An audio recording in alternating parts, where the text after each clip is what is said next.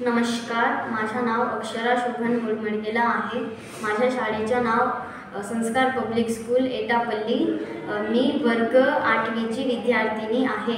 मी महावाचन अंतर्गत नैतिक शिक्षण हे पुस्तक वाचले आहे आणि या पुस्तकाचे लेखक डॉक्टर प्रेम भारती हे आहे।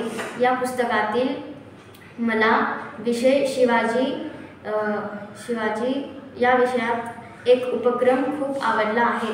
त्या काळात शिवाजी महाराजांचा आणि मुघलांचा युद्ध चालू होता आणि एका दिवशी शिवाजी महाराजांनी त्यांच्या सैनिकांची ताटातूट झाली।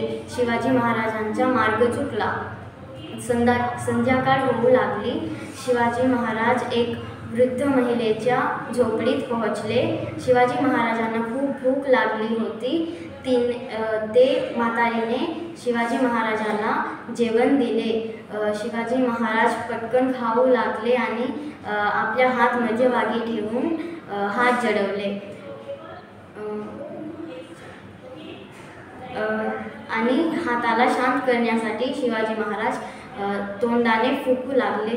ते पाहून म्हातारी रागाने म्हणाली, सैनिक, तू शिवाजीसारखाच दिसतो आणि त्याच्यासारखंच तू पण मूर्ख आहेस असं मला वाटते। शिवाजी स्तब्ध झाले आणि म्हणाले, आई, शिवाजी कशाला मूर्खपणा करतो?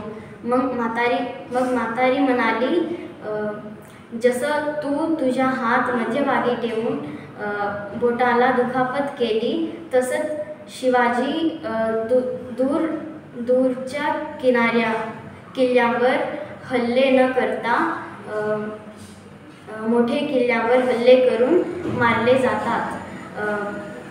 हे ऐकल्यावर शिवाजी महाराजांना आपली रणनीतीचा अपयश लक्षात आले आणि शिवाजी महाराज त्यानुसार आपली रणनीती बदलून ती अंमलात आणण्यावर भर दिला। Thank you.